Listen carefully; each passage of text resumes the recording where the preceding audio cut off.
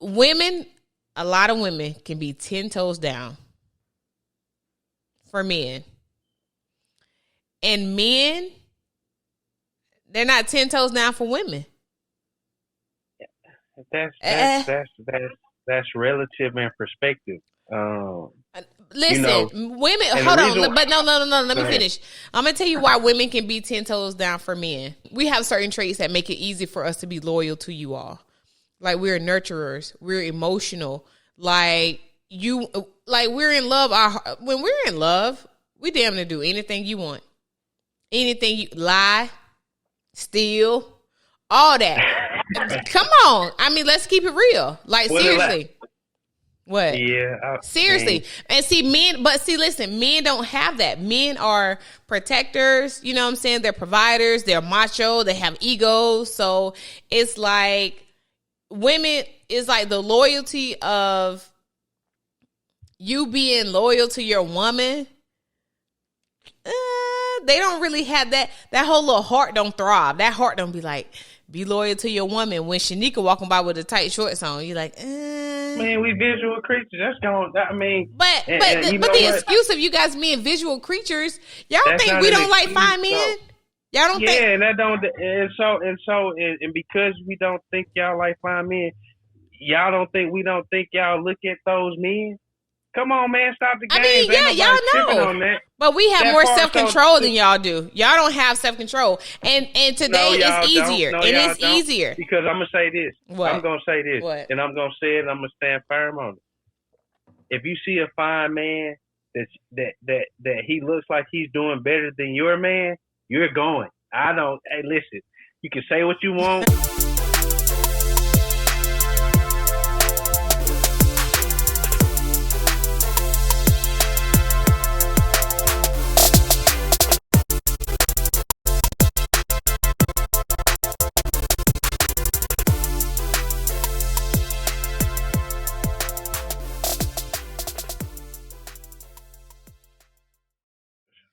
What's up, you guys? Welcome back to another episode of Straight Chaos No Chaser. Today, I have an amazing guest on. I'm talking to Lee today. What's up? Hey, man. Just happy to be here. Always appreciative and thankful for those that would invite me on their platform. I'm just a young man. Well, you're a young man. You're a young man. You're not old yet. Man. I still feel like I'm a young man. Because I don't think I'm going to never get old at heart. So I always feel like even if I blessed to make 65, I'm still call myself a young man because I think that's more of a mindset than the actual physical reality. So, but yeah, man, I'm just thankful for the opportunity. I feel like I bring a lot to the game in terms of just my perspective, but I'm one of one. So I don't take that as it should be the definite norm, but the norm that we are living under right now, man, I don't really think it's serving us our greater good. So, if I could challenge or champion some ideas, make people kind of look at things from a different perspective or angle, and I think ultimately that's what my role or my purpose is here for. So, thank you again, Adrian. I truly appreciate this. Man, you are so welcome. You see how I gave you the amazing title, amazing guest. We gotta get this positive energy only. We're gonna get into that, but first we're gonna let's get into what's good, what's bad, and what's ugly. So this is just a mental check. This is just a checkup on you. So, Lee, what's good, what's bad, and what's ugly? What's good, what's bad, what's ugly? You said you kind of wanted to be straight chasing, chaos no chasing. So I'll be honest, man. Please take Mr. PEO out of this. I'm speaking directly from Lee Sheldon Dixon. What's good is, man, I have life, I have breath, which means I have opportunity. What's bad is, shoot, man, my living situation is about to change drastically in a moment. The house that I grew up in, I'm not gonna shy away from it, man. I kind of am in that same space where people speak to the financial district and the housing market, and in my own right, my family, we kind of going through that too as well. So the house that I grew up in, my dad is having to sell, which means we have to move and, looking for apartments and things like that. I ain't gonna say it's been a struggle, but at the same time, it is what it is. So, I won't necessarily say that's bad, but that is my necessary bad right now because I am somewhat anxious behind it. Um, what's the third part of this Ugly. What's equation? ugly? What's ugly? What's ugly? What's ugly is, man, how we treating each other out here in this world, man. That's the most ugliest disdain, uh, low class stuff that we got going on. And I'm not, from male to male relationships to male relationships, females on females. In the black community, the ugliest thing that I'm seeing right now is, man, we are too deliberate to put on Front Street how bad we're willing to treat each other as opposed to showing how we could be allies and treat each other. And I think that's the ugly. And that is the most ugliest thing that I see right now. We just do not, the baseline level of respect that we should have for each other it's not there at all. So that's my good, bad, and ugly, I would say. All right, so I'm gonna throw this alley-oop back. Oh, it's back to me. Yeah, what's the good, the bad, and the ugly for you? Let's see. For me, the good is as simple as how good God is. Like, I think that a lot of times we may take for granted or we just kind of don't rest in the fact of how much he comes through for us. Like, he shows up even when you feel like he's not showing up, he's showing up, right? Sometimes, we feel like, man, God help me out of this situation, help. And one of the most profound things I ever heard was God is doing something even when he's doing nothing. Yeah, that is true. And yeah, that is true. Like earlier this week, I said a little prayer about something, and it's hard for us not to be anxious and to worry so much because that's who we are. But man, when you give something to God and you let it go, and when he just kind of shows up, I can't put it into words. It's beautiful how it makes you feel. So that's good. How God is just showing up and just how his grace is. What's bad?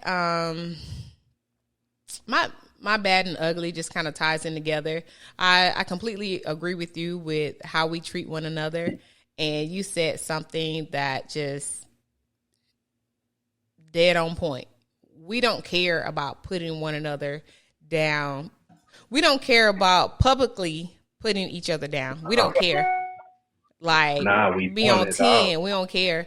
0 to 100. Like, we, and these are things that in our community, we praise, we put real kudos on this type of stuff. 0 to 100.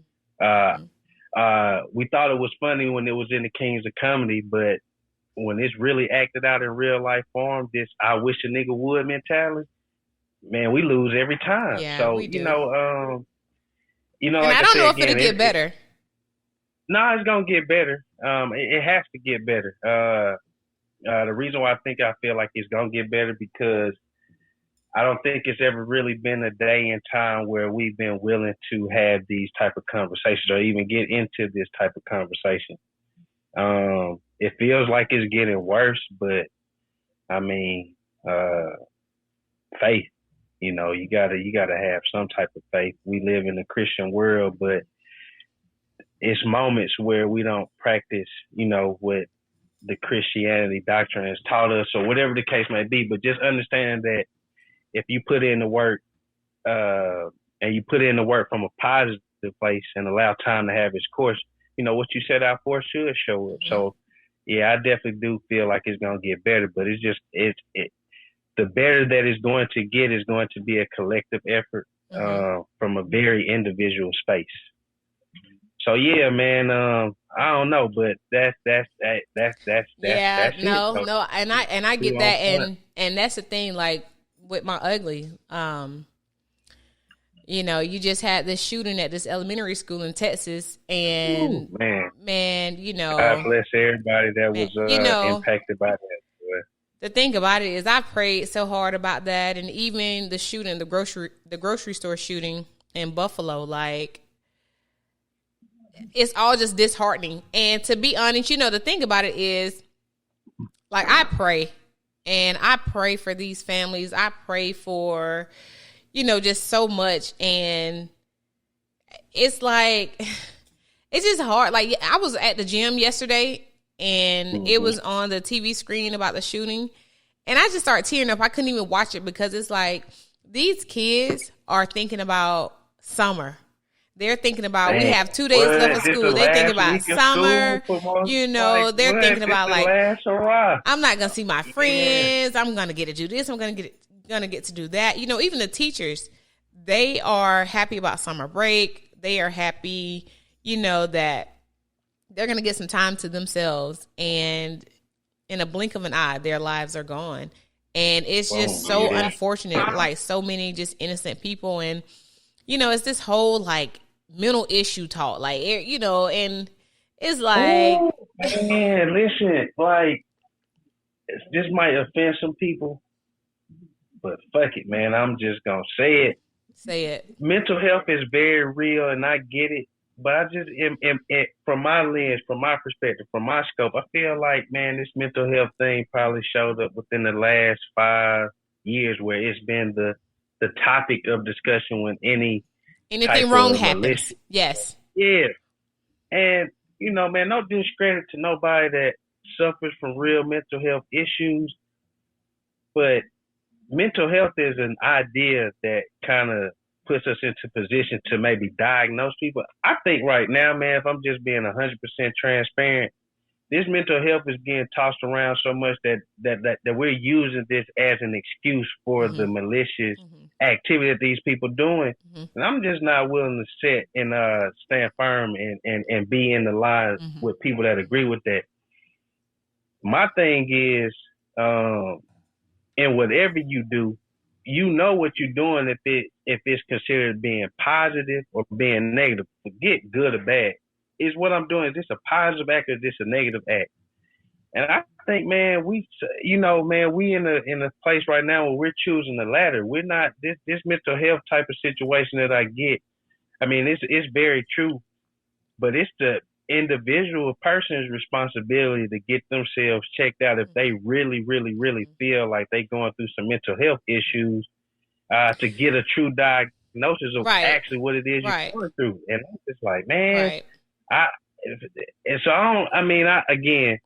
get it, but I really feel like we're in a place right now where they've talked mental health up so much where we're using this as a crutch as opposed to it being exactly what it is. It's just some messed up people out here that's deliberately making these decisions and choices, and we need to stand firm on that. Yeah, I agree wholeheartedly with that because that's what I was about to say. Using mental health as a crutch, because some people really do have mental health issues. You have bipolar disorder. You have people who are hypochondriacs. You have people who are schizophrenic. Those things are issues, and I know there are some other issues. And the thing about it, there's not a stigma anymore around getting help. Right? There's not a stigma around having therapy. Like, everybody should go to therapy. And if we can just if these people, they don't have mental health issues, they are using it as a front to be able to commit these crimes. And to be honest, because even the guy who shot up the grocery store in Buffalo, in his manifesto, he says that he pretended that he had a mental health issue and that he doesn't have a mental health issue. And see why, and definitely where I kind of discredit this mental health thing is, like, if this premeditated, man, you literally thought this out. Yeah. I don't see how you could chastise that as having a mental health issue. You just in my eyes, and I guess again from that's just a sick, demented person. Like, but then my thing is also, like, honestly, and this is the God honest truth as to how I feel. Like, what kind of mental health issue makes you want to go to a school, makes you want to go to a grocery store and shoot innocent people? Like, what happens in your brain? Like, what chemical imbalance do you have that says, you know what, you need to go kill people? You know, and you have so many families who are hurt. You know, many prayers to the families who are going through this. Yeah, much comfort and definitely, most definitely, you know, most definitely. And like, what was even like kind of like sad about that for me, like at least with the school shooting, it's like, man, I was scrolling through Instagram when I saw it. I scrolled right past it, like, because it was like, man, I don't want to believe that this is true.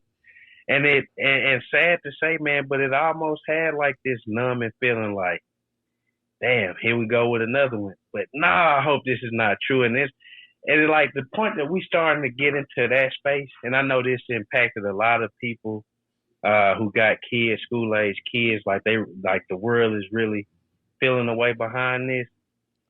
But man, I'm just again being transparent. Like when I saw it, it was like, damn, that's messed up. But it was still like that numbing feeling, like where I just kind of scroll right past it. I'm not really trying to look too much into it. Because, like you're desensitized. Yeah, and that's alarming within itself. I ain't gonna shy away from it, because the reality is, you know, I should feel a strong level of empathy for what took place at that school, but man, I'm just being honest. Like, damn, it happened again. But you know, this is gonna be the topic of discussion today, tomorrow, and maybe a month and a half from now. And then shit just gonna move right on to the next situation. And it's like, what's gonna come of these hellacious situations that keep showing up? I feel like they got us in a microwave, man, starting stopping us. Like, well, so you know, man. I go ahead. No, you good. What I was gonna say is I reposted something. The NBA coach, I think he was Golden State's coach, Steve Kerr. Yeah, 110%. So Steve Kerr, he posted, I saw a clip yesterday where he was like, you know, I'm tired of getting up here. I'm tired of giving condolences. I'm tired of this. Like, when is it enough? Like, when are we going to be able to, you know, go to school? When are people going to be able to go to the grocery store and shop? Like, you know, and he was just saying about a bill that needs to be voted on, and you know, Congress doesn't want to vote on it. Yeah. And the thing about it is about control. It's most definitely about control. And you know, hundreds and thousands of lives are going to be lost because people don't want to give up control. Who though? See, and that's where I'm going. This where this is about to get a little bit spicy, because I ain't gonna shy away from it. Don't shy away from it. Just gonna have to call it for what it is, man. So I 110% agree with what Steve Kerr spoke on, saying that these 50 senators can vote on this bill where everybody can have extensive background checks in terms of getting firearms. But see, the thing one of the major issues in this country is, when there's a problem, we kind of what my dad would say, we pussyfoot around the issue and we don't call it straight for what it is. Mm-hmm. If it's 50 senators, well, my thing is, how many of them are white men? How many of them are black men, white women, whatever the case may be? The issue is that I think America, every day we wake up, we live in the state of the fear of white men and what that is and what they bring to the table. And for Steve Kerr to say the 50 senators, you know, I mean, just to be transparent, how I see it, white men need to start calling out white men and stop trying to negate it to this title, senators or this, because when you think about it, that's exactly the oppression that we are always up under. You know, the greatest example that I'm at least speaking to in this case is, take people out of the equation. 2 gallons of paint. You got 1 can of black paint. You got 1 can of white paint. 2 rulers. You dip these rulers in each can of paint one time and transfer them. And let's say for safekeep, stir these rulers 13 times in the opposite can of paint. One can of paint gonna look like nothing never touched it. One can of paint is never going to embody the essence in which it started. And that in its own space is the fear that we all live under. When you wake up, we feel like you got this foot in your neck. That's the fear that we living under, man. And black people, I would say we've always been some of the most benevolent people on earth. We never really are the most revengeful type people when we've seen so much bad stuff done to us. We just want an even playing field, man. And ultimately, we want y'all to kind of really be out of our business and let us find our way. Right. But yeah, man, we got to start calling out these white men, man, and the men that's really in those positions that's making these type of calls. Because, if we don't, I mean, it is what it is. Conversation is great already. All right. So let's make a toast. But real quick, let me put my disclaimer out here real quick, though, because I know I got some homies they're going to be looking at. Now, I'm not saying that to discredit the BS that we in the black community commit towards each other. But I am saying that because but let me say this. Why is that always a conversation that has to be had? Nobody is for. Go ahead. No, I'm just saying, nobody is for the destruction of black people within our community against one another. Who is for that?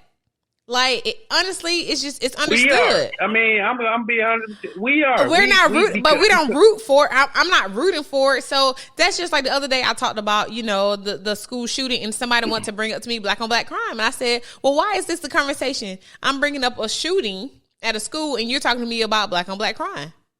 Because I feel that person. I'm gonna keep it saucy. Because the same way that we be out here, you hear these crazy weekends in Chicago, and we not having this. I seen 30 people get shot in one weekend. I'm at the gym and I just started tearing up. The same way that we not having that level of feeling towards us doing us. Yeah, I feel them on that. But and my thing. Go ahead. No, go ahead. Now, and what I was gonna say is, I feel like, man, until we figure out how we gonna start treating each other, how we gonna start being better for each other, everything that goes on around us and possibly everything that's done to us, I would tell them people to keep putting it on us. Because, yeah, I do feel that they have a part in it, but the ultimate part falls back on us. Because it's not like we can't say that we don't see what they're doing, we don't know what they're doing. We do see what they're doing, we do know what they're doing, but yet and still, we still find a way to just be mean to us. And it's like, man, if we understand that there's possible a common enemy, why are we not more allied within ourselves?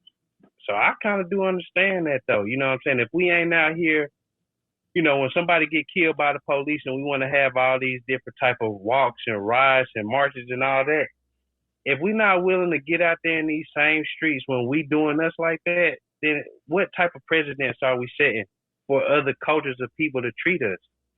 Oh man, they only gonna respond when the police kill them.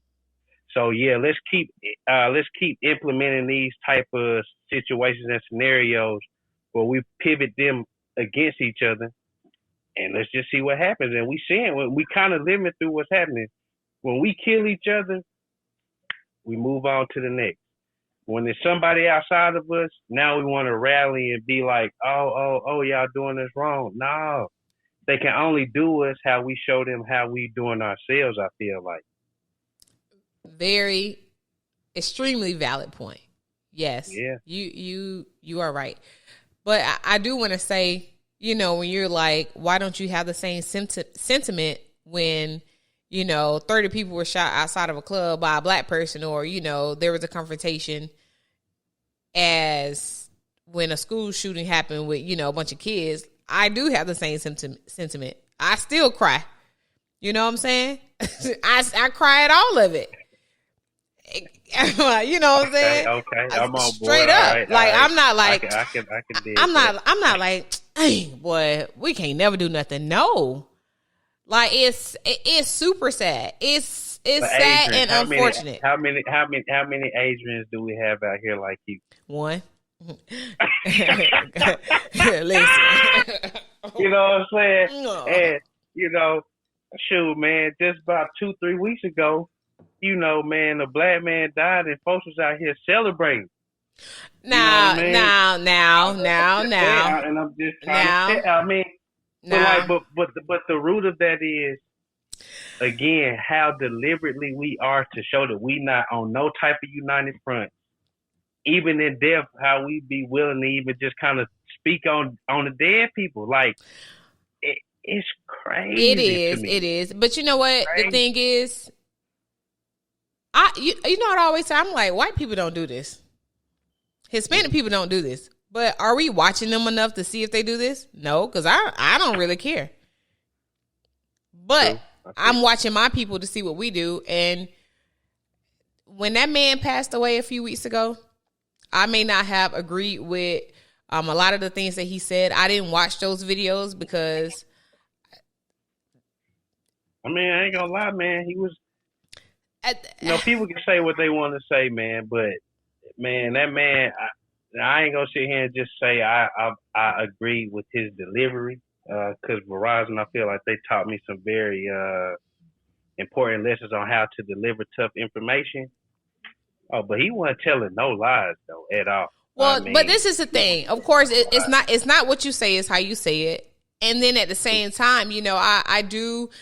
Again, I can't speak on much of what he would say because I didn't watch his videos.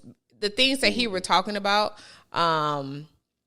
it's not something that I subscribe to or something that, you know, I'm not calling in to ask a man for some advice, you know, and he sit there to degrade me. Like, that's not something I'm walking into, and I don't need to, you know. So I can't really say. I don't think his anger was to necessarily degrade black women. Well, when he say, "Oh, you ugly," or like this one, "Oh, you ugly," you can get off the phone. That's why you ain't got no man. Like who wants to be spoken to like that?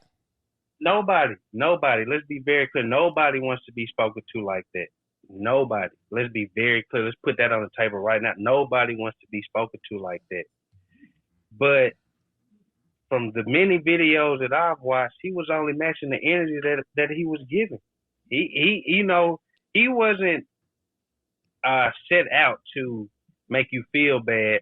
But like if a female called in to the line and, you know, they just coming with this braggadocious, trying to overtalk attitude. He met them right there where they was at, and I don't, you know, the mere fact that he wasn't calling people, they was calling in. That's what made the show so true, because it was just candid conversations. At the end of the day, man, he was having conversations, and I mean, man, some of the conversations was like, wow, I can't believe it.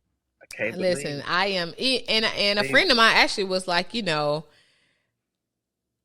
one friend of mine said, you know, he spoke a lot of truth. He did, you know, he did, and I was like, you know, if he did, well, I'm glad he spoke some truth, because the thing about it is, some people can't stand alone in their own thinking. They need someone else to think for them, right?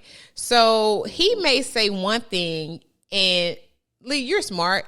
You can be like, you know what, this is what he's saying, but this is actually what he means.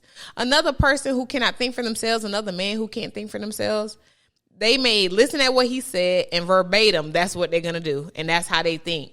And honestly, I just couldn't get with it. Hold on, man. Hold on. What? Hell nah. So you trying to say, in that comment that you just made, you were saying, you're thinking that he was the actor. Some men that started listening to him started moving like him because of what he said, or like, yes, he was their leader. No, man, he wasn't their leader. I ain't gonna say that at all. What he was the voice that they felt was subdued. Because when you look at us, and when I say us, black men, heterosexual black men, our voice right now is the most subdued. You can't say nothing about nothing voice that's out here. Any type of opinions, any type of possible suggestions, it's always met with some space of rebuttal. Why do you feel like that? Because it's true, man. Them same conversations that he was having with women, you best believe them. Like when we are in our own social circles, men with men, these would be the same type of conversations that we have it. Because why in those circles it's not confrontational, and we know that when we having those conversations, we're not doing it to be derogatory or dismissive. And it's not very often that we are in position to have those conversations. So when he had this man come out here speaking on shit that was being brought up at the barbershops and where men kind of, huddle up, I was like, damn, this dude, I mean. So, you know what, honestly, maybe I needed to go back and watch some of his videos, which I won't do. I'll just tell you right now, because I really cannot speak on the content that he, I don't know. I can't. Well, I would say this, man. What I would say is, because it's worth it. I tell you this. Somebody would just be willing to kind of listen to the words, and you know what I'm saying, and look at it from a perspective of the energy. The energy that's being given and just being given back. And I think it was pretty much. Because the only video that I can really remember, and I'm being so honest, that's why I can't really speak on the content that he was putting out, is like something like a woman, it's very vague. Like that's something that I just don't keep in my memory bank, but it's something like a woman over 35 years old, like you're not gonna find someone, or maybe you should date married men, or what he was saying to that. What did he say? Let's go ahead and dive into that. At 35, how many times you think you're gonna have the opportunity to get into a real relationship? At 35, do you have more options at 35 than you had when you was 25? Does the dating pool open up, expand more when you 35 than the pool was when you were 25? No. And ultimately, that part. So this fairy tale that women get better with time, which y'all do, but in terms of the market and trying to find a mate, that's not necessarily that isn't true. When we get older, our dating pool for what it is, it kind of diminishes within itself because you don't have access to all the people that you had when you were young. You kind of moving into your own space. And so he was speaking from that type of perspective. I don't think that was a far cry to say you 35, you won't find somebody. But if you 35 out here with these same 25-year-old expectations, yeah, you damn right. You probably not going to find what you're looking for. But so that's a particular group of people that you should be speaking to. That's a particular group of people that applies to. I'm not 35 with a mindset of a 25-year-old. I'm 35 with the mindset of a 35-year-old who still believes that commitment is possible. All the men in the world aren't taken. So that's the thing that gets me. No, they right. You know what I'm saying? So that's the crazy part about it. It's kind of like, it's the crazy part about it is we direct these comments to women, and then it's like, what about the men? So the conversation is, hold on. The conversation is, we need to make a toast. Let's make it plain, and let's get into this. Come on. Let's get into this. Let's go.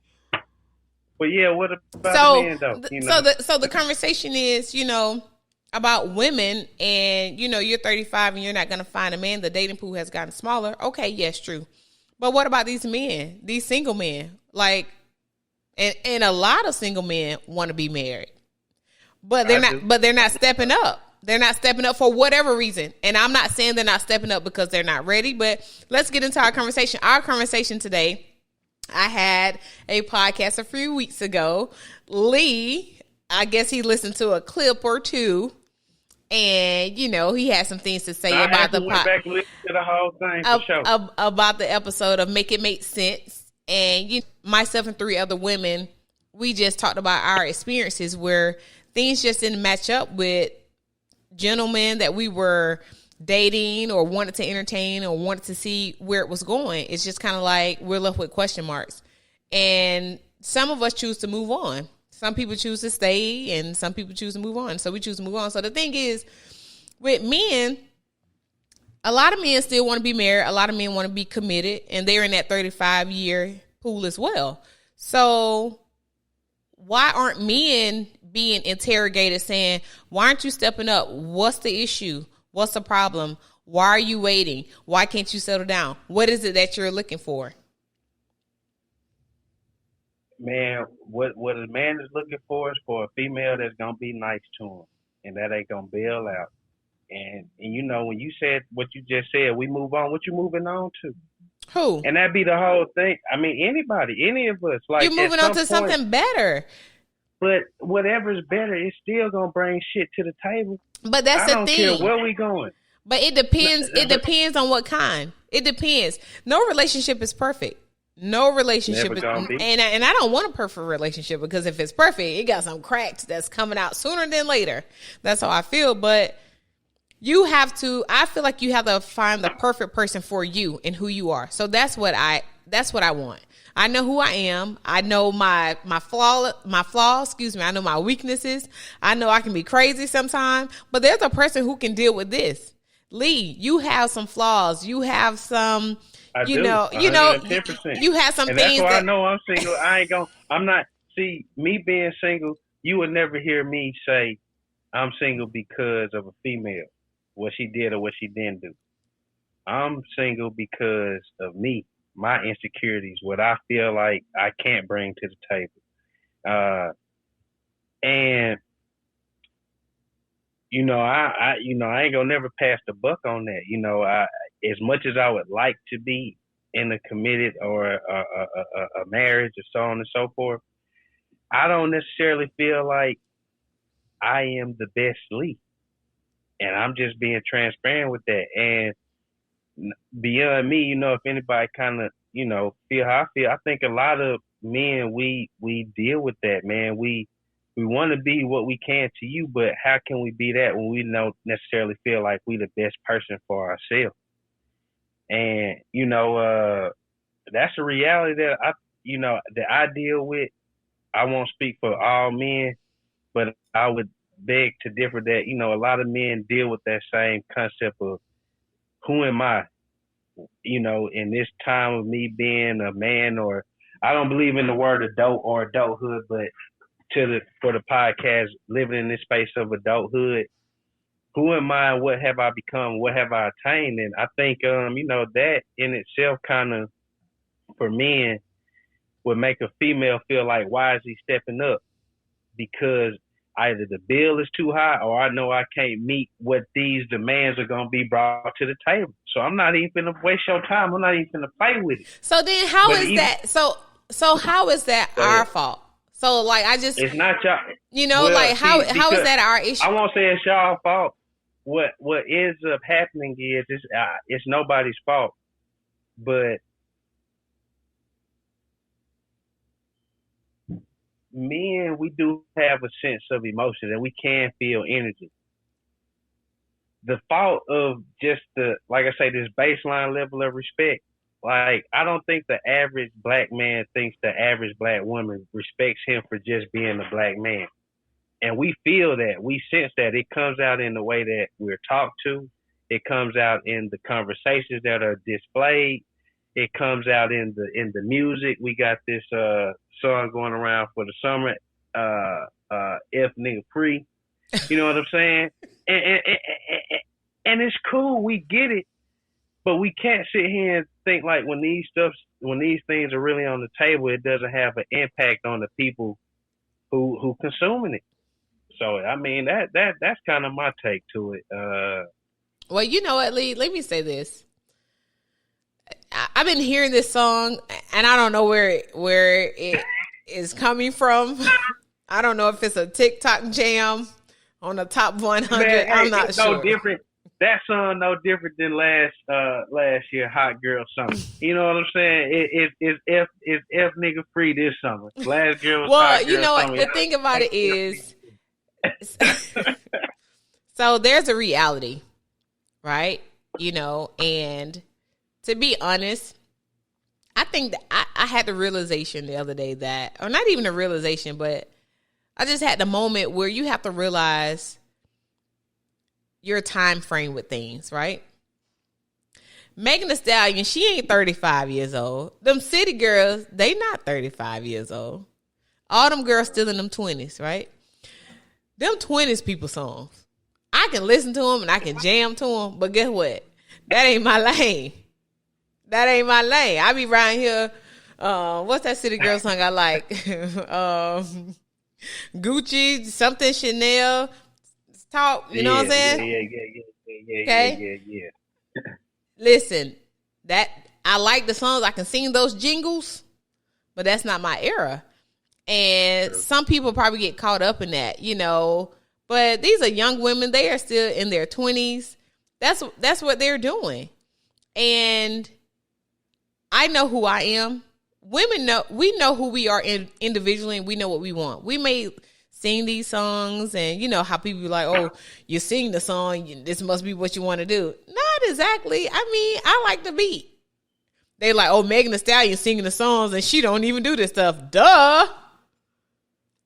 Everybody makes what's popping, right? Everybody is gonna contribute to what's popping. Oh no! I'm a champion on that. What? They make the songs, and then the community determines what's popping or not. It ain't. They make what's popping. Well, guess what? They make the song, put it to the people, and then they go for it or they don't. That still ain't my lane. That ain't our lane.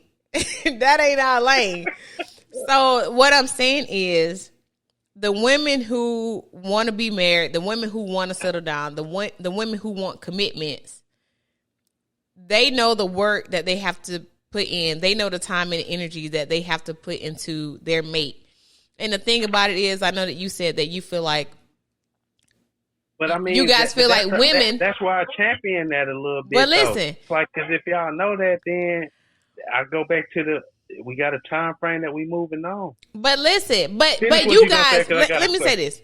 But you guys, so what you said was you men feel like women don't respect them as just a black man first.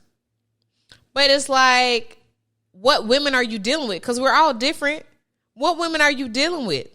Because dealing with not to be disrespectful, but you know, the black women. I mean, I'm dealing with my people. But you know what? At the same time, you know what? I'm gonna say black men because I've only dated black men. Hate accountability. You finna throw this word. Oh, you can look at me all you want to. Do not like accountability. Hey, no. Please, I got time. For black women, and this ain't mine, but I'm gonna definitely use it because it shows up all the time. Man, accountability for black women is kryptonite. And what do I mean by that? You guys don't owe nothing without putting something else on the plate.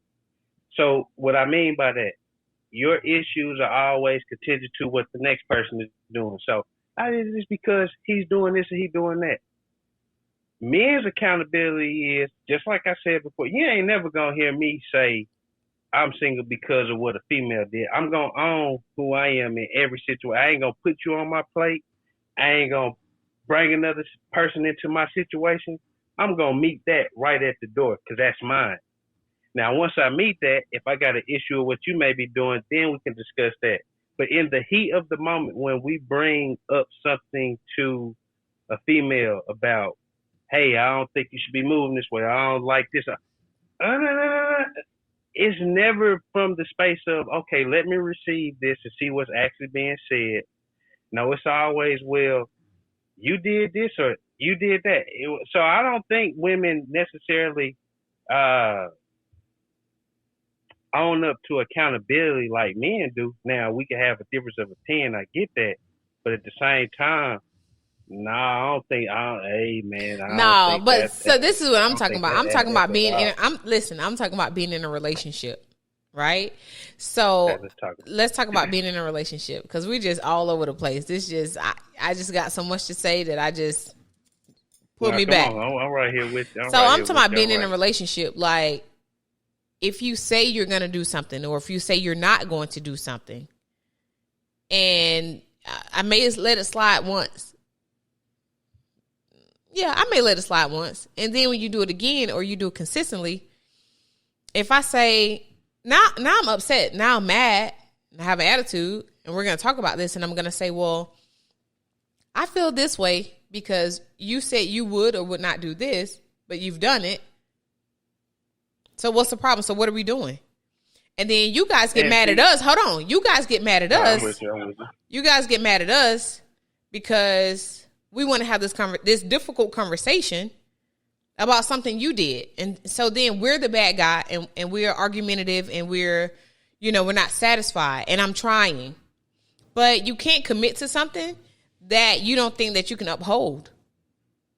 That's how I feel. So I don't move in, I'm not talking about situationships and all that kind of stuff. Those aren't relationships. I mean, those are relationships, but those are not committed relationships, right? When you're in situationships, those are not committed relationships. You can't check each other about things. You know what I'm saying? It just is what it is. Yeah, you're going to be arguing because it's who is this? Who is that? You guys don't have a commitment to one another, but you still have emotions. You know what? Coming into this podcast, man, I was kind of feeling like, damn, man, I don't even feel worthy to be on here, right? I don't know. I was just kind of in my bag of feelings, man, because I'm going through what I'm going through. But in that, though, man, I had this question, man, that I'm gonna pose on the table. What? Right now, do we maybe need to redefine what commitment is?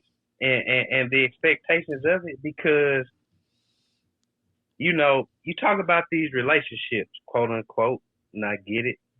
And why most men ain't committed to getting no relationship, quote unquote, because it's a false title.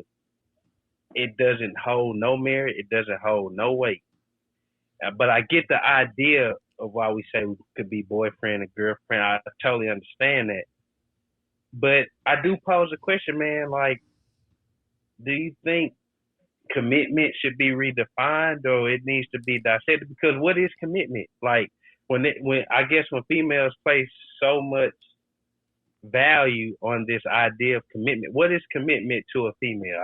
I think every black man in America right now in 2022 would love to know, from a female's perspective, in terms of a male's actions back towards her, what does commitment look like to y'all, if that makes sense, if that's an honorable question to ask? Yes. I mean, I could speak on myself. I can't speak for all the women in America, but I'll tell you what. I need you to, because you are a black woman. Okay, I'm the representative. I'm the representative. Right. Yeah, I need you to speak for them. I'm the representative. What does that look like? Commitment to us looks like being loyal to us. Let me finish. No, I'm with you. Being loyal to us. Being truthful to us. Being exclusive to us. Being in a space where you want to communicate with us. Being in a space where you want to, we're talking about commitment. Time. You are willing to invest time. You are willing to invest growth. To me, that's what commitment is. And commitment also is communicating when you're unhappy. Communicating when you're displeased. Like you are down for it. I don't want to say down, but commitment is you are down for these things. You are down for, I don't want to say the long haul, but you are down to see how far we can get with one another. Honestly, with being in a healthy union. That's how I feel. That's what commitment is to me. Because commitment is not, people think about commitment and it's like, oh, we're going to commit to one another, but we're going to do all this other stuff. We together, but we're going to step out on each other. We're going to lie to one another. We're going to cheat. We're going to do all this kind of stuff. That's not a true commitment. What do you think commitment should be? Or did I answer your question? Do you have more questions? No, I do got a follow-up question. I definitely do got a follow-up question for sure. You said the word loyalty. You want people to be loyal. My follow-up question is: do you think loyalty does more to keep relationships together, or has loyalty done more to break up relationships? In a sense of, right there, we ain't running away from it. Not in the sense of period. Because loyalty means down. This idea of being loyal, this whole concept that honestly we place so much value on. Do you think it's done more to keep relationships flourishing, or do you think it's done more to actually end relationships? Honestly, let me answer it like this. No. Answer it straight up and down. Don't. Is it keeping relationships together? No. Okay. Is it a yes or no question? Keeping relationships together or setting them apart? As opposed to being loyal. I think that it is causing relationships to drift apart. But listen why I say that though. Talk to me. I'm right here with you. A lot of women can be 10 toes down for men. And men, they're not 10 toes down for women. That's relative and perspective. Listen, women. Hold on, but no. Let me finish. I'm gonna tell you why women can be 10 toes down for men. We have certain traits that make it easy for us to be loyal to you all. Like we're nurturers, we're emotional. Like we're in love. When we're in love, we damn near do anything you want, anything you lie, steal, all that. Come on, let's keep it real. Seriously. What? Yeah. Seriously. And listen, men don't have that. Men are protectors, you know what I'm saying? They're providers, they're macho, they have egos. So it's like women is like the loyalty of you being loyal to your woman. They don't really have that. That whole little heart don't throb. That heart don't be like, be loyal to your woman. When Shanika walking by with the tight shorts on, you're like, Man, we visual creatures. That's going. But the excuse of you guys being visual creatures, y'all think we don't like fine men? Y'all don't think? Yeah, and that don't. And because we don't think y'all like fine men, y'all don't think we don't think y'all look at those men. Come on, man, stop the game. Y'all know. But we have more self-control than y'all do. Y'all don't have self-control. And today it's easier. It's easier. Because I'm going to say this. What? I'm going to say this. What? And I'm going to say it, and I'm going to stand firm on it. If you see a fine man that he looks like he's doing better than your man, you're going. Hey, listen. You can say what you want. We can try to deny it. We can smile it off. We can be all those things. Not going. Women love security. Not going. And if that bag, all right, this sounds good. Y'all the one that got FOMO, fear of missing out. You can't commit to one person because you feel like somebody else may be better. You know what? So to that word commitment, I love going off the actual word meaning because people. I think we too audacious where we try to define words that already have definition. Okay. So commitment per Google says the state or quality of being dedicated to a cause, activity, etc. Then number 2, an engagement or obligation that restricts freedom of action. Men don't want to be restricted in nothing that they doing.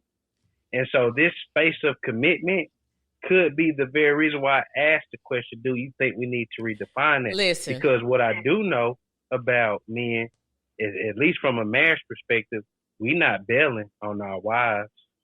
We ain't in those courtrooms filing for divorce. You know, we may. Yes, y'all are. As soon as your wife cheats on you, the same amount of times if you don't cheat on her, y'all down there, y'all filling out papers. Well, even if that's true, to the people that file divorces, what's the percentage of that women file divorces compared to the percentage that men file divorces? Don't know. when you do, but well, I bet you, I bet. What's the number one reason people get divorced? People say finances. Finances. Yeah, and it's like 85% of all divorces filed within the Black community are filed by women. They're not filed by men. Why? So when we talk about this, why? Because if we gotta go to this commitment thing that I brought up, that you know what I'm saying, you gave, because you lost the ability to be in the state of quality of being dedicated to a cause or activity. So my thing is, what I'm saying is, the reason why I don't think loyalty, we in this relationship space, we place so much value on this concept of loyalty. But in my personal space, because of the failed relationships that I've had and what I feel like I've had to grow through to find a perspective to kind of even just keep pushing forward, loyalty is very fickle. Like, if you just break it down for what it is, it really speaks to what have you done for me lately, or what haven't you done for me lately? What have I done for you lately, or what I haven't done for you lately? And when people start keeping account of what a person's done or not done, one of my god doggone OG said, when a man can count the things that he's done for a person, he hasn't done enough. And so we start trying to hold court on what we've done or what this person hasn't done. And, if that's centered around loyalty, we're going to lose every time. Honestly, now that I think about it, because I have two things to say and I don't want to forget, but loyalty is just simply, I'm down for you no matter what. That's what loyalty is. No. Yes, it is. That ain't that. I'm gonna give you what that is. That's no, it's not. I'm down for you no matter what. I'm down for you no matter what. I'm down for you no matter what is the will that you possess. The willing.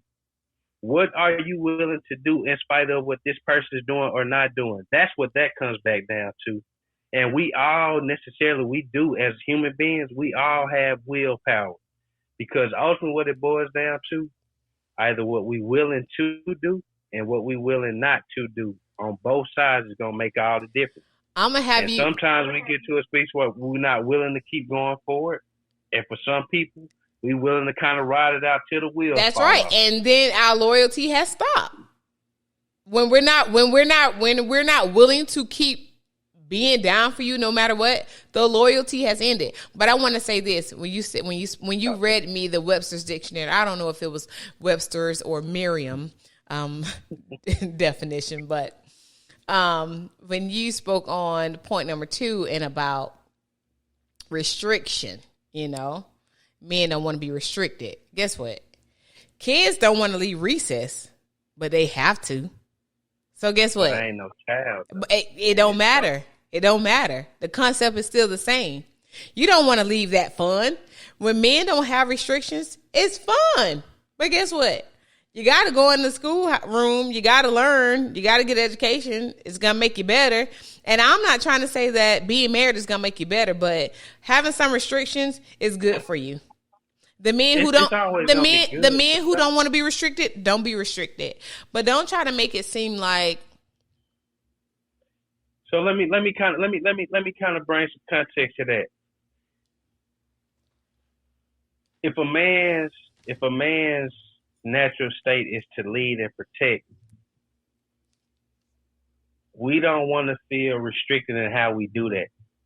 If we say the play is this is the play, of course it's good to have counsel. Of course it's good to, take on different ideas of how a person or your significant other may feel about this situation. But ultimately, as the man, you are left to make that decision. Mm-hmm. And you may go with what your significant other suggests, or you may be like, oh, hell no, I ain't with that. I thank you for sharing that. I appreciate that. But this is the way. Mm-hmm. And in that, this is the way, all I said was, that's restriction. We not, men, we'll put up with it, we'll deal with it. But at the end of the day, when it just don't possibly maybe feel like I don't even say it's going our way. It doesn't feel like it's healthy communication. Mm-hmm. I can't commit to that. And listen, and I agree, and I hear you, and I understand where you're coming from, black man. But what I want to say is, yes, I agree. But you are a man, and you made a decision, and sometimes you have to agree to disagree, right? And so you have some women who are going to be combative. You have some women who are going to challenge you on that, and it just is what it is, and you have to put your foot down. But listen, and I know you don't want to do that, right? It's like, but why does it have to be all that? Right. I get it. I'm not. But guess what? I'm not dealing with no hyena. But listen, every woman is not like that. That's what you have to understand. You have to. Listen. A lot of men find the woman that is like great for them. I mean, amazing. I mean, same type of energy, because that's energy. You know what I'm saying? Like, there are many women who don't like to argue. Listen, I don't like to fuss. I don't want to fuss with you. I don't. Sometimes arguments happen. They do. But there is a way to have a healthy relationship. Like, I always say all the time, I don't just want a relationship. I want a healthy relationship. We can be able to talk. We can be able to communicate, because I'm not perfect. No matter how much I want to think I'm perfect and I do everything right, but that is not the reality. Men or women, we are wired differently. So we think differently on a lot of different things. But there is a woman for you, for the things that you want. It's not to say that you need a passive woman. No, you need a woman that understands, like, I'm going to push the button, but you know what? I got it. You know what I'm saying? So it's about finding your person. I really believe in that. And so I know that we were talking, I had a thought, but I just lost it. But we were talking earlier about something I want to touch on. We were talking earlier about, Kevin Samuels, rest his soul, and, him saying that women over 35, you won't find somebody, or whatever the case may be. I have to paraphrase it because I don't really know what he said, but the mentality that people won't find someone over 35, that's really discouraging, right?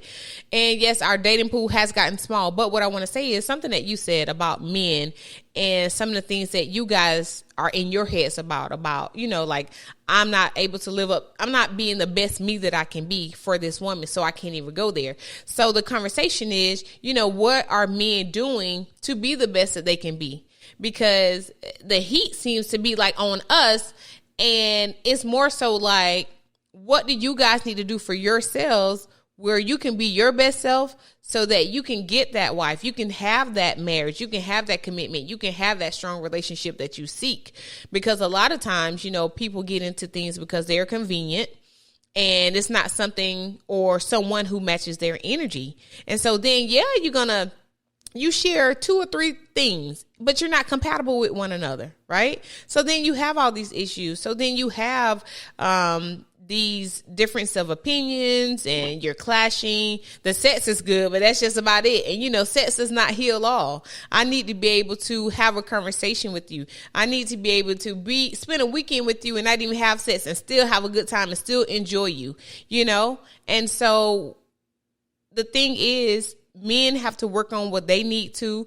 A friend of mine, he says, he doesn't see enough examples of married men doing good.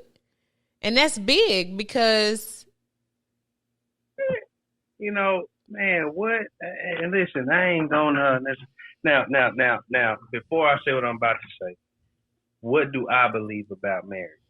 I think marriage is the greatest mastermind alliance any 2 people could ever create. Because what those 2 people would be willing to share with each other, if they're both willing, no amount to negativity could really ever come in and separate that, break that up. But in the reality world that we in, man,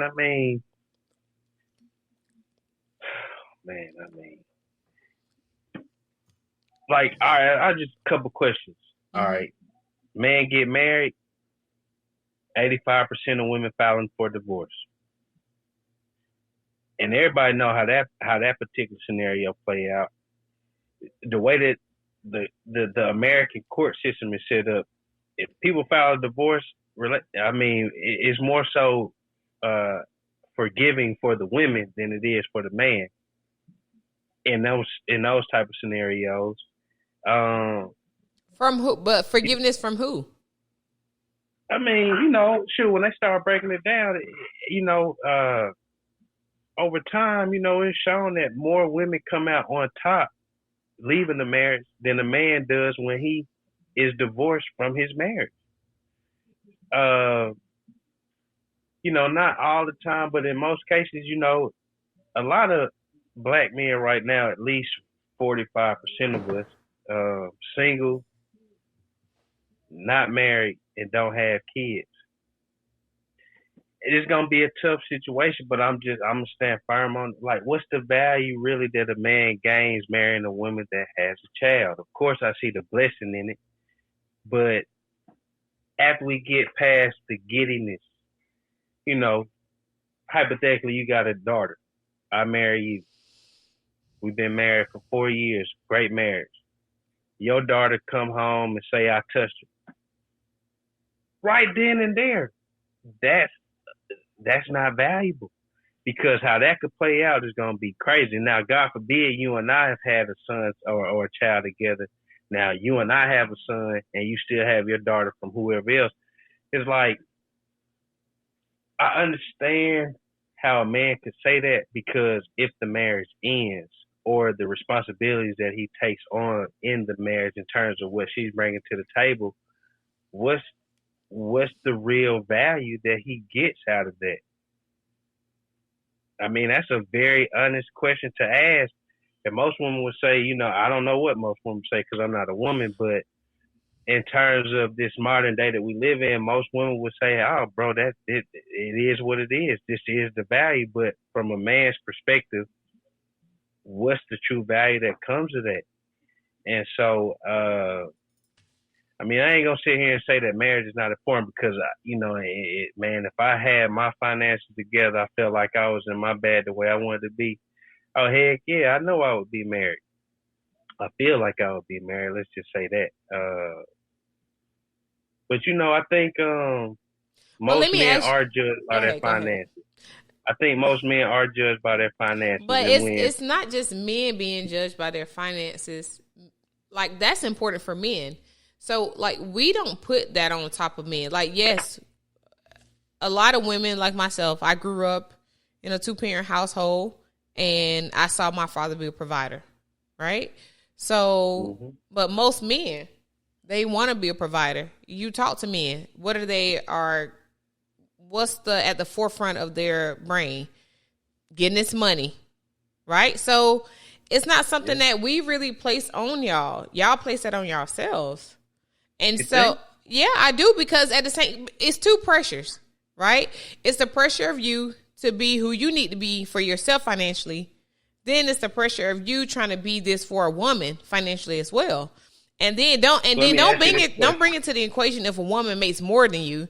That's a whole different ball. That's a whole different. Definitely. I ain't gonna lie. That's definitely, because most women that make more money than men, even if they don't want to admit it, their voice is the last say so. Why? Not because of the rhyme and reason, because they feel like they make the most money. So from how we was coached up to how we was raised when the father was a breadwinner, and I'm not taking nothing away from women of our past, but in the past, most men were the breadwinner. And so you kind of saw this idea that, I'm gonna listen to my wife, but as a man being the breadwinner, making the decisions, ultimately his word is gonna be the last say so. That's the reality that we live in now. But let me ask you this question. Hypothetically, in your perfect world, what would you expect for your husband to make annually? What would be like a good number for you? Like, where you'd be like, damn, I got me one. Like, for sure, straight up, it's just an honest question, man. It's just honest. Why? Because it makes sense. You want a number? You want a number, or can I just say you want a number? No, I want a number. I want a number, because you know what you make. You definitely know what you make, doctor. So in that space, ideally. But it's unfair, though. It's unfair. Not unfair. It is unfair. It's not. Well, if it's unfair, let's break it down why it's unfair. But we still looking for the number, though. We ain't gonna shy away from that. It's honest, man. It's an honest question. What's your question again? In your perfect world, to the man that would be yours, annually, what would you like for him to make on an annual basis? Can I just say over $100,000? All right, great. All right, yeah, you can. Okay, I didn't want you. I didn't want you to. No, I don't. No. It's dope, right? That's dope. Now, you've only dated black men. Mm-hmm. How many black men amongst all men of the world make $100,000 or more? I don't know. But I know there's some that do. Right. There are some that do. But guess what? In 100% pool, give or take, taking consideration heterosexual black men, because that's what you would be looking for. You're looking at 7 to 10%. And that number, because it's only 15% of all men that annually make over $100,000 a year. Those numbers get very skewed. So you want a man that makes over $100,000 a year. He's in the top 15% of men. Great. Now, if that but man you said in a perfect perfect world. All right, so then let's rephrase the question. In the worst world, what would you be willing to accept?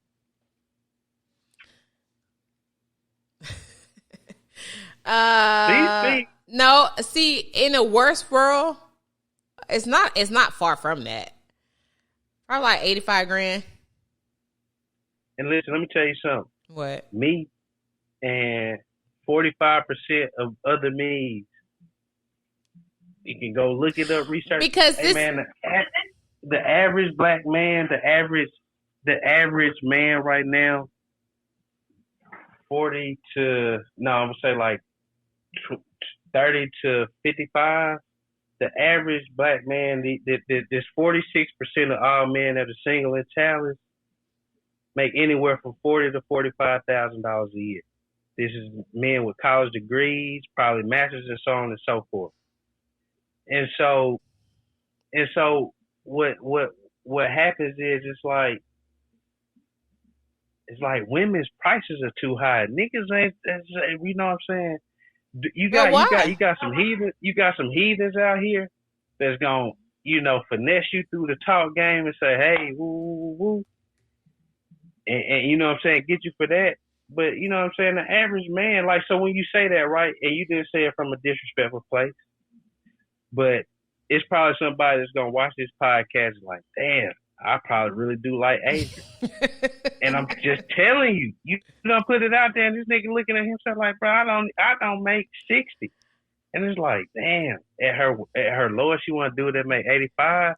So when you dealing with these men that you've had bad relationships with, did y'all ever get into a conversation about how much they made annually? Were these $100,000 earners, $85,000 earners a year?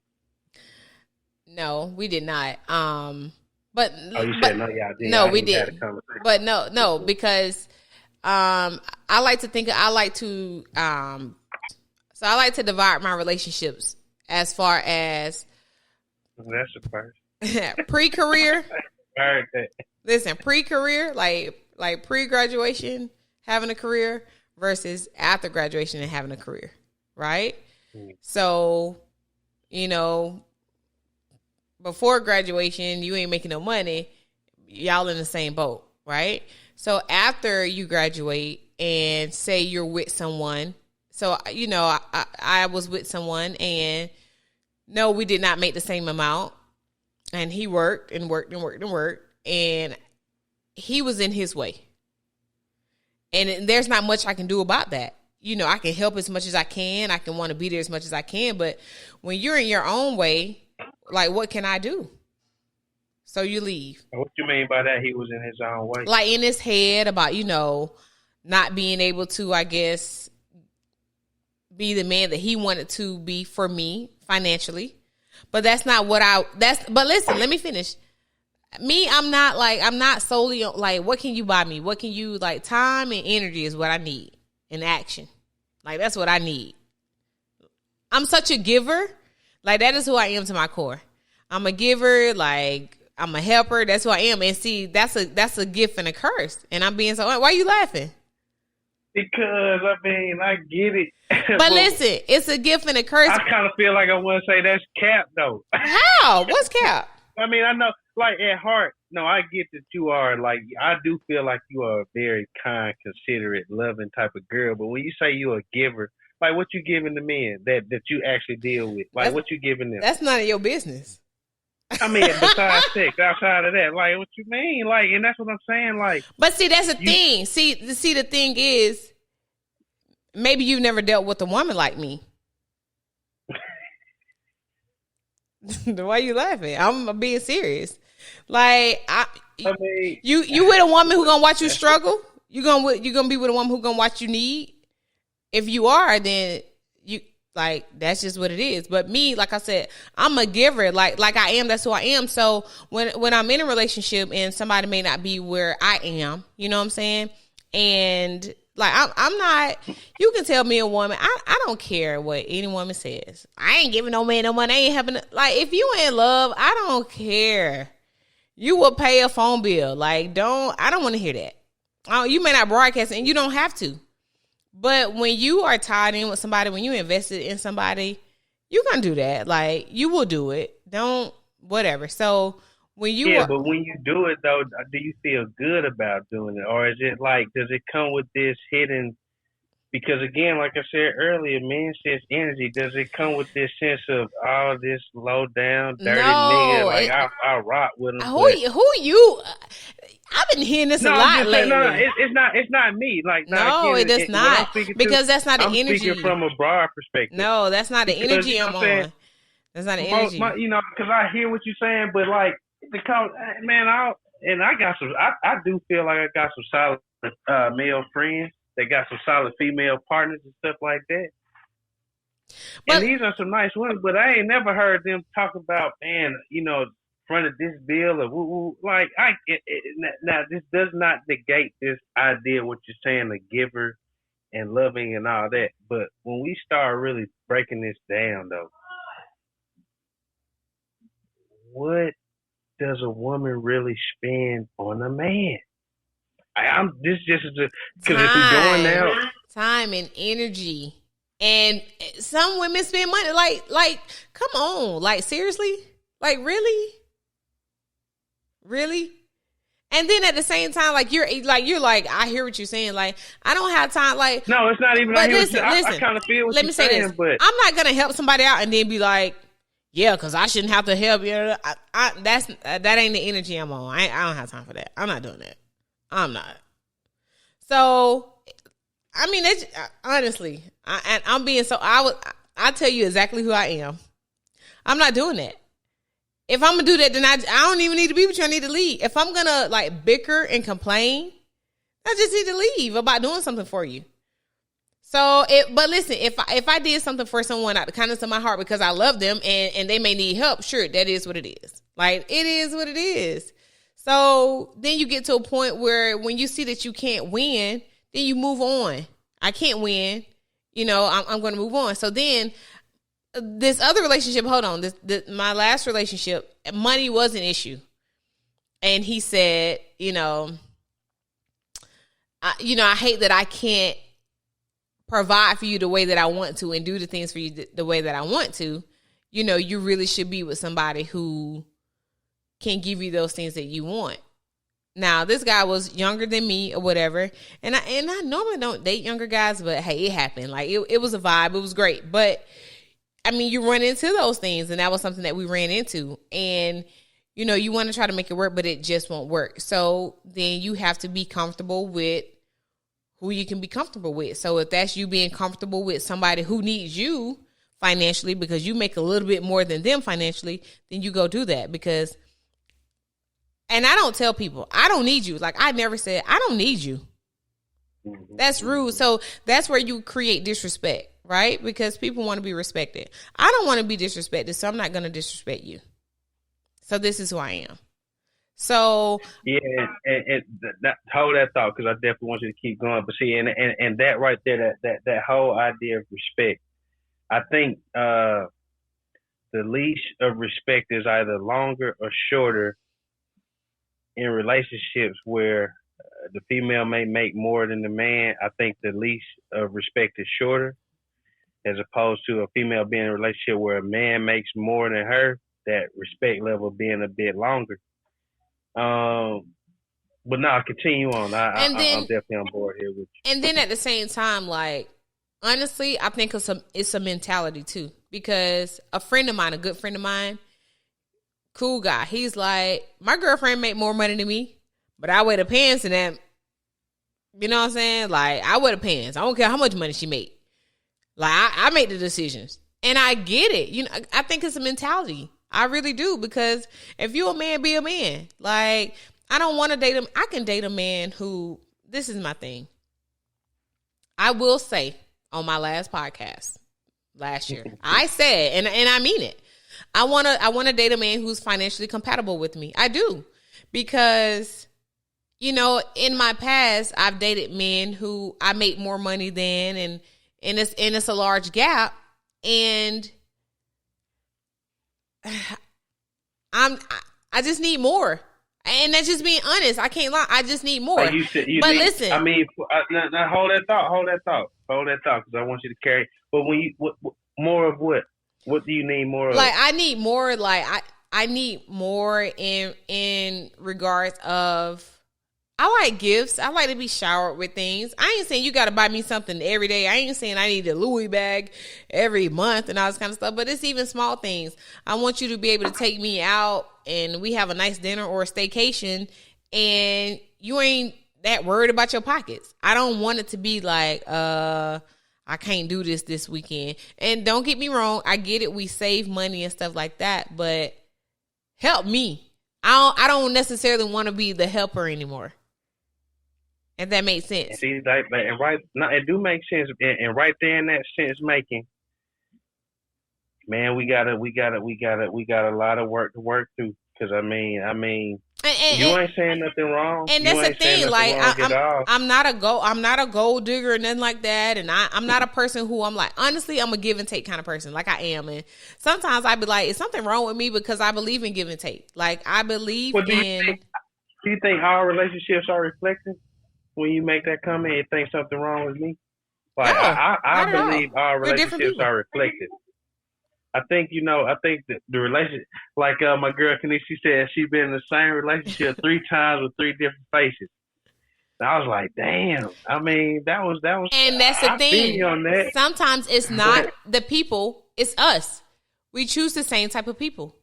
And somebody said that to me, like, I think it was like 2012. My homegirl said it. I'll never forget. I was going to an Alicia Keys concert or something like that. And my friend said, Adrian, you know what?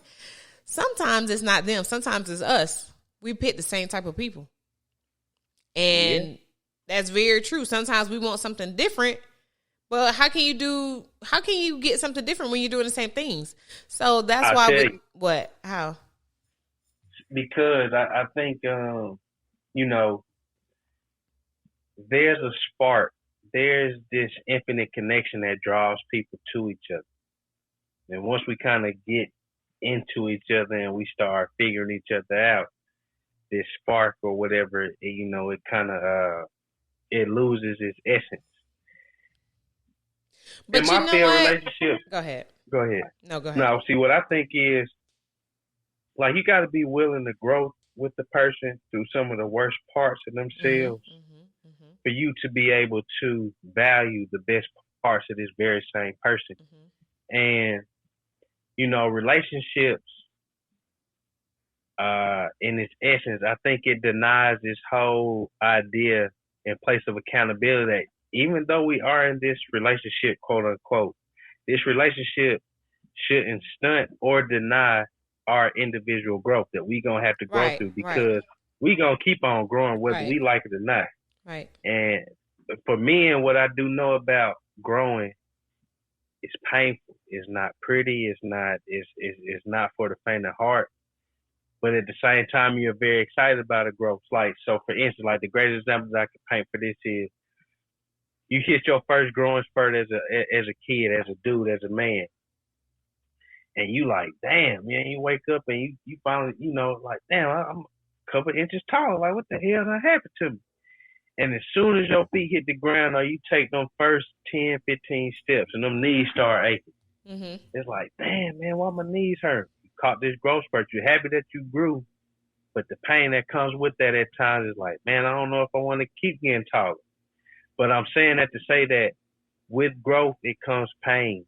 And if we're not willing to grow with the person through some of the worst parts of themselves, we shouldn't in no form or fashion expect to be able to value some of the best parts of this person because we didn't stick it through. We didn't stay committed to our commitment for which we started. And you're not gonna be your best self if you don't go through it. And the thing is, I can't remember who said it. I don't know if it was like TD No, it was Tyler Perry. And I said this previously, but you have to see people in all 4 seasons of their life. You have to see people when they're happy, when they're sad, when they're angry, when they're disappointed, when they're hurt. If you can deal with all those people, then, hey, that might be it. Because a lot of times when we meet people most of the times when it really clicks, they're in a happy state. We good. And then that 6 months comes. Because I always say, give it 6 to 8 months, you're going to really see who a person is. I always say that. And when you get to that point. After you see them. But after you see them, that's when you determine, like, is this something that I can deal with? Because sometimes you can't deal with it. And let me say this. People go through hardships and, they get down and they get discouraged. And you should put energy into them. You should try to restore them. You should pray for them. I do believe that. Right? You should try to uplift them. You should see what they need. And then you have people who the side comes out where they are mean and aggressive and nasty. Right? Yeah. And the person that I am, like my best friend, I was talking to my best friend the other day. She was like, you are the sweetest person I know. I was like, I ain't sweet. Stop all that. But she's like, you're just the sweetest person I know. You're just so kind. And for me, when I got with someone and they weren't kind and nice and were like really mean and I'm being out of character and I'm being explosive, that's not me and that's not who I want to be. So that's something that I'm not going to deal with. You see what I'm saying? So there are different levels to seeing people in their different seasons and knowing what you can and can't deal with. Some people just want to wash their hands because they're like, oh, I don't want to deal with that. But you got to see people like, through let me champion a little bit if I can. Like when we talk about what we can't deal with. Hey man, there's people that wake up and go to jobs that they hate. Yeah. And guess what? What? They on these jobs they show a level of deference, respect. When they get off, they might say everything that they need to say under the sun about what they don't like about this job, but they keep going back to it. You know what? Because they need it. Because guess what? That's how they eat. And we need each other. That's how they provide. And we do. No. But we need each other. Ain't no ifs, ands, or buts about it. All this, and I get it. We have a dope conversation. But all this, what this person can do, no, we need each other. Yeah, we do. And until we, I don't know what it's gonna take. I really don't know what it's gonna take. Hey, we need to be gentle with one another, and I want to say this before we go because we're gonna wrap it up. But we talked about loyalty, and honestly, I think replacing loyalty with respect is where it's at. No, well, I even go one farther. I think replacing loyalty with being willing would make all the difference because in any situation, job, school, streets, business life, whatever the case may be, ultimately what it boils down to for us all is what we either willing to do and what we're willing not to do. And in both cases, it's going to reveal our reality, and it's going to show the results. So, and then the willing of man, I think that's the strongest power that we have. You know, it's even in the Bible, the willpower of man, like what you're willing to do or not to do, that's going to make the difference every time, because in every situation, regardless if you feel constricted or not, you have a choice to choose. You have a choice to make. Whether you feel like you can make the choice or not, it doesn't deny the fact that you have a choice. True. In terms of us treating each other better, man, you know, I'm going to share this because I know we're wrapping up soon, but the acronym for the word people. Anytime we think about a person, anytime we physically see another person, whether we know their name or not, it's always an opportunity on the table to be positive energy only, promoting love every day. And if we can find a way somehow to keep it that just baseline simple with each other upon interacting with each other, the outcomes would be so much more different, I feel like, you know, but I agree. You know, honestly, I want you, before we go, I want you to tell me about positive energy only and how you started it and what sparked this amazing concept. Man, to be honest, you know, failed relationships. In my life right now, I feel like it was it was definitely 4 major relationships that I feel like that I've encountered in my life that didn't last the length of time that I went into it thinking that it would be like the best thing that ever happened to me. Going through the loss of them, you know, picking myself back up. You know, I just kind of wanted to put myself in a position where, you know, if I could provide something to someone, what can I provide where it doesn't make this person go through what I've experienced? And riding home from work from Verizon one day, this was 2018, August 16th to be exact, man. I said, Lord, if this all ended today, what could I create but give and share and give away? And this same copper bracelet that I got on right now, I was at the bottom of a driveway. And before I even saw the words positive energy only, I saw the 3 letters first, PEO. And I'm like, damn, PEO.